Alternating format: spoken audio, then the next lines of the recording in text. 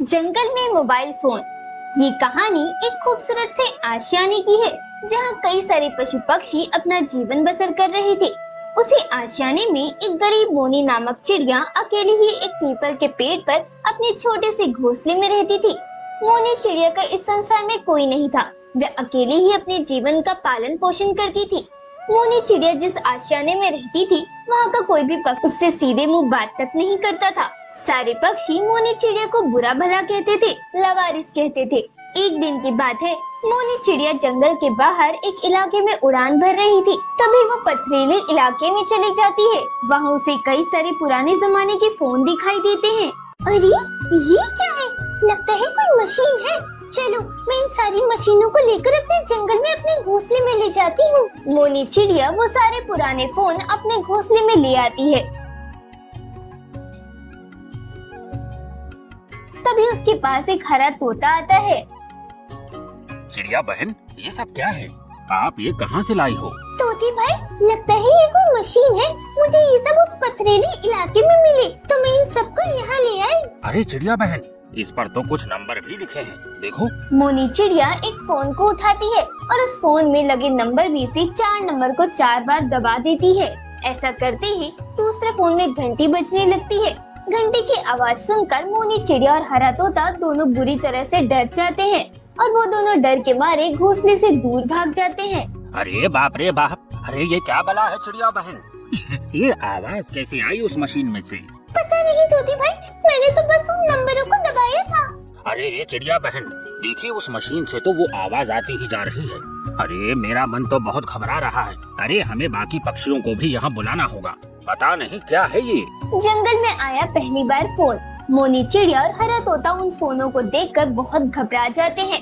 उन्हें इस बात का पता भी नहीं था कि ये एक फोन है। दोनों मिलकर जंगल के सारे पक्षियों को मोनी चिड़िया के घोंसले के पास ले आते हैं और मोनी चिड़िया सारे पक्षियों को पूरी बात विस्तार से बताती है। क्या आवाज आई? हाँ कबूतरी बहन, उस चीज में से आवाज आई। चिड़िया बहन, आप इन सारी मशीनों को यहाँ लाए ही क्यों? मुझे कहाँ पता था कवि भाई, इन मशीनों से अचानक ऐसी आवाज आएगी। रुक जाओ पक्षियों, ये कुछ काम की चीज लग रही है। चिंटू तोता मोनी चिड़िया के घोंसले में जाता है और एक फोन को उठा कर लाता है। चिड़िया बहन, आपने कौन से नंबर को हाथ लगाया था? इस 4 वाले नंबर को मैंने 4 बार दबाया था तोते भाई। चिंटू तोता उस 4 नंबर को 4 बार दबाता है। तभी मोनी चिड़िया के घोंसले में रखे फोनों में से एक फोन में घंटी बजने लगती है। ये देखकर सारे पक्षी घबरा जाते हैं। ये ऐसी ही आवाज आ रही थी तोते भाई उसमें से। अरे कौवे भाई, आप ये मशीन पकड़िए। अरे नहीं रे बाप, अरे ये क्या बला बतर है पता नहीं। नहीं, मैं हाथ नहीं लगाऊंगा इसे। हाँ लाइए तोते भाई, आप ये मुझे दीजिए। मोनी चिड़िया चिंटू तोते के हाथ से वो फोन ले लेती है और चिंटू तोता उस दूसरे फोन के पास जाता है जिसमें घंटी बज रही थी।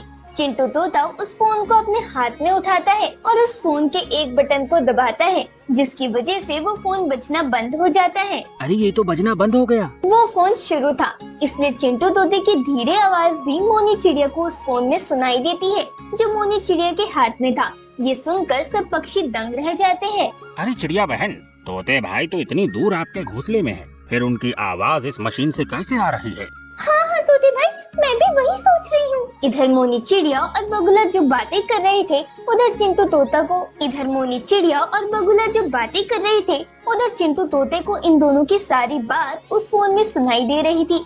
ये सुनकर वो तोता घबरा जाता है। अरे चिड़िया बहन की आवाज इस मशीन से कैसे आ रही है? अरे तोते भाई, आपको मेरी आवाज आ रही है क्या?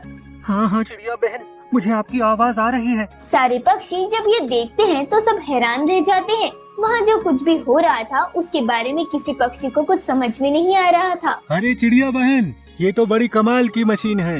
इसका मतलब अगर हमसे कोई पक्षी दूर रहे तो हम इस मशीन की सहायता से उस दूर वाले पक्षी से बातें कर सकते हैं।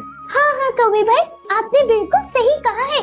हम अपने साथी पक्षी को दूर रहकर इस मशीन की सहायता से बात कर सकते हैं। अरे चिड़िया बहन, मुझे एक मशीन चाहिए, मुझे दो ना एक मशीन। चिड़िया बहन, पहले मुझे देना एक मशीन। हाँ अरे अरे चिड़िया बहन, पहले मैं आया था ना आपके पास, तो पहले ये मशीन मुझे मिलनी चाहिए। एक एक कर वहाँ मौजूद सारे पक्षी मोनी चिड़िया से वो फोन मांगने लगते हैं, पर फोन 20 ही थे।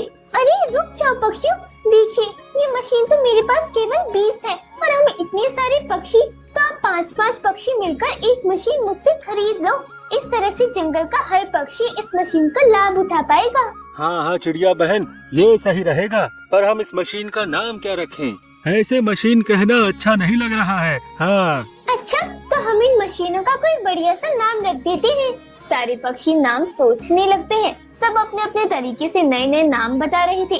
तभी मोनी चिड़िया कहती है, पक्षियों हम इन मशीनों का नाम रखेंगे फोन। ये नाम सही रहेगा और मैं 1 या 2 फोन को हमारे इस जंगल के अलग अलग स्थान पर लगा दूंगी, ताकि अगर किसी को किसी पक्षी से बात करना हो और उस समय उसके पास ये फोन ना हो, तो वो जंगल में लगे फोन से अपने साथी पक्षी से बात कर पाएगा। वाह चिड़िया बहन, क्या तरीका निकाला है आपने। हमें क्षमा कर देना चिड़िया बहन, आपने हमारे लिए इतना सब किया और हमने जीवन भर आपको बुरा भला कहा, आपसे सीधे मुंह बात तक नहीं की, और आपने ही हम पक्षियों के लिए इतना सब किया। हमें क्षमा कर देना चिड़िया बहन। कौवे के साथ साथ बाकी पक्षी भी मोनी चिड़िया से क्षमा मांगते हैं। अरे बस बस पक्षियों, अब किसी को क्षमा मांगने की जरूरत नहीं है। अब ये फोन लो और अपने इस जंगल को एक नया अवतार दो। 5-5 पक्षी मिलकर एक एक फोन मोनी चिड़िया से खरीद लेते हैं और वहाँ से चले जाते हैं। अब केवल 3 फोन ही बचे हुए थे। मोनी चिड़िया उसमें से एक फोन अपने पास रख लेती है। चलो, एक फोन तो मैंने अपने पास रख लिया, अब ये 2 फोन को मैं इस जंगल के अलग अलग स्थान पर लगाती हूँ, ताकि किसी जरूरतमंद पक्षी को इसका लाभ मिल सके। मोनी चिड़िया उन दोनों फोनों को ले जाती है और जंगल के अलग अलग स्थान पर लगा देती है। अब उस जंगल के सारे पक्षी अपने दूर रहने वाले साथी पक्षी से उस फोन की सहायता से बात कर सकते थे। कोई पक्षी तो हर किसी पक्षी को फोन लगा लगा कर परेशान करता रहता है, तो कोई पक्षी सारा दिन किसी पक्षी से फोन पर ही बातें करता रहता है। उस जंगल में आए पहली बार फोन से सारे जंगल में खुशियां ही खुशियां फैल चुकी थी। हर तरफ रंगीन माहौल था। अब कोई पक्षी अपने घोंसले से बाहर नहीं निकलता था। सब एक दूसरे से फोन पर ही बातें कर लेते थे। मोनी चिड़िया के इस काम से जंगल के सारे पक्षी मोनी चिड़िया से बहुत खुश रहने लगे, उसकी इज्जत करने लगे। इसी तरह इस जंगल में पहली बार पक्षियों के पास फोन आया था।